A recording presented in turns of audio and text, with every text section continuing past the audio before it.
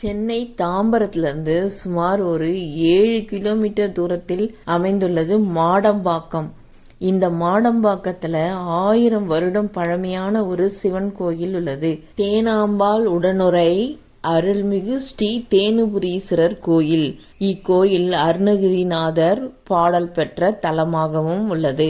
ஸ்தல புராணம். கபில மகரிஷி முக்தி நிலை பெற வேண்டி சிவபெருமானை நோக்கி தவமிருந்தார். ஒரு நாள் வழக்கத்துக்கு மாறாக இடக்கையில் சிவபெருமானை வைத்து வலக்கையால் பூஜை செய்ததால் முக்தி பேறு கிடைக்காமல் மாடம்பாக்கம் சிற்றேரி மணல் திட்டு பக்கத்தில் பசுவாக மறுபிறவி எடுத்து மேய்ந்து வந்தார். பசு தன் ஞானத்தால் சுயம்புலிங்க மூர்த்தியை அறிந்து தானாக பாலை பொழிந்து வந்தது. ஒரு நாள் இதை கண்ட இடையன் கல்லால் பசுவை ஓங்கி அடித்தான். பசு நகராமல் நின்றது.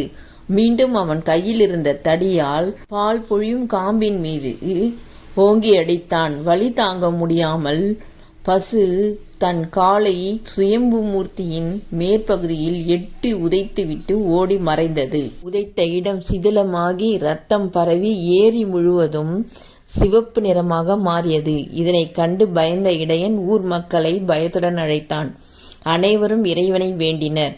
பரமேஸ்வரன் தோன்றி கபில மகரிஷியின் தோஷம் நீங்க நாம் இங்கு சுயம்புலிங்கமாக தோன்றியதை கூறி மறைந்தார். இங்கு நடந்த காட்சிகளை அப்படியே அரசரிடம் தெரிவிக்க மக்கள் கூட்டமாக சென்றனர். சோழ அரசனுடைய கனவிலும் அன்று இரவே இக்காட்சிகள் அப்படியே தெரிய இறைவன் அருள் புரிந்தார். நேரில் சுயம்புலிங்க மூர்த்தியை தரிசித்து அவரின் ஆசியுடன் அங்கு திருக்கோயில் கட்ட தீர்மானித்தார். இவ்வாறு இத்திருக்கோயில் 10ஆம் நூற்றாண்டில் சுந்தர சோழன் என்னும் 2ஆம் பராந்தக சோழனால் கருவறை கோபுரம் யானையின் பின்புற வடிவத்தில், அதாவது கஜ பிருஷ்ட வடிவத்தில் அமைக்கப்பட்டது. கோயிலுக்கு வெளிப்புறத்தில் கோயிலோட திருக்குளம் கபில தீர்த்தம் காணப்படுகிறது. கோயிலை சுற்றிலும் 2 வீலரோ 4 வீலரோ பார்க் பண்றதுக்கு நிறைய இடங்கள் இருக்கு.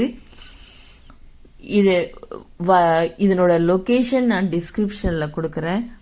இக்கோயிலோட மிக முக்கிய சிறப்பு என்னன்னா, இக்கோயில்ல சரபேஸ்வரர் அபிஷேகம் ஒவ்வொரு ஞாயிற்றுக்கிழமையும் ராகு காலத்துல நடைபெறுது.